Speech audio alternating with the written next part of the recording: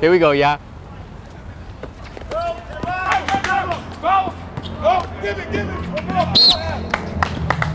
One. Red 1. White 3.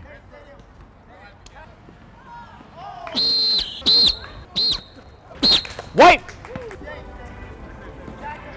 Yeah, I played ball. I tore my ACL. I was gonna go play for Germany, but I didn't want to start in the starters league. So what happened was I moved, had a couple of small jobs, but wanted to stay around the field of basketball. So didn't want to be a coach, like the kids, but take too long to teach them how to learn the game. So instead of just teaching them how to learn the game, I just show them what's right and wrong, which as an official. So basically, I'm like the judge, the teacher, the student, and still being the referee at the same time and enjoy what I love.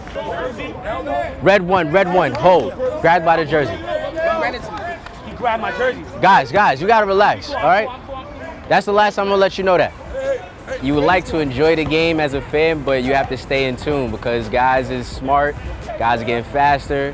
Kids who are 15 are about 6'7" now, so those are the ideal height of kids nowadays, and you have to keep up with the speed. So it's fun, but at the same time, you have to be firm and be sure what you're doing. You asking me to penalize him with your knee out. You didn't put your knee out? Just let me know if you didn't. Slide out. It's high school, not pro. If a kid gets pushed behind his back, a lot of kids say over the back. That's no rule. There's no such thing as over the back. It's called a push. So I have to know the rules more than the players do, because if they know more than me, then there's no reason for me to be on the court. But I let him go because it was, but he didn't hurt the kid. Well, he pushed him out of the air. The ball wasn't here. If it was up here, I would have gave him the flagrant. But of course, the ball was here and it went up. I could have sold it. I could have sold it. I would agree with you if he'd have gave him flagrant 2, because he was in the motion and he was in the air. He's unprotected. Right. Unprotected shooter automatically flagrant 2. Right. That's why I would have given. I wouldn't be mad at that. Okay. After the game was over, Mom came up to me and she said, "Here, use my glasses."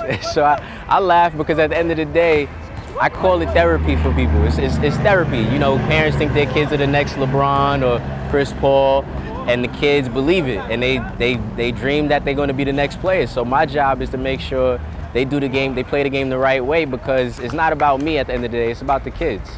So if the kids perform well, it makes me look good.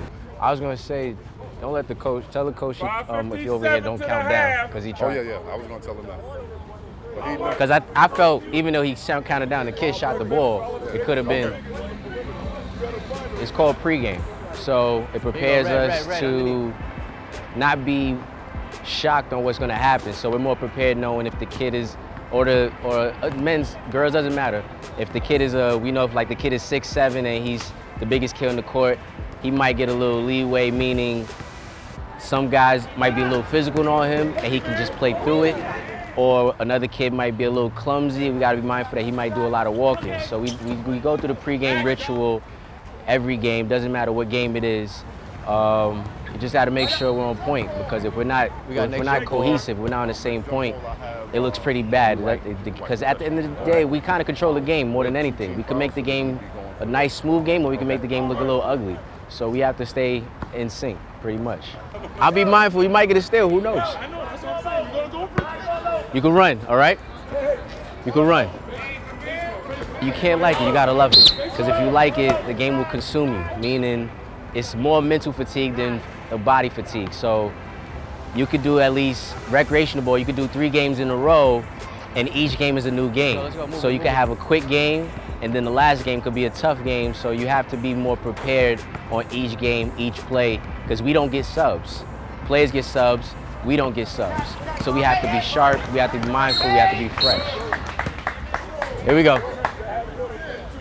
As far as my craft could take me, right here, red. At the end of the day, I have to network. I don't call it politics, I call it network and build relationships. Politics is a concept of people that really believe that they can't make it, but honestly, I think if you perfect your craft and you believe in your work and you stay humble and hungry, you're going to go as far as your ability could take you. I want to go to the NBA, you hit your knee right out. You know, I honestly have to make the right connections, and I have to seize the moment. So right place, right time, but you have to seize the moment. A lot of guys try to make excuses, but not I. White 4, white 4.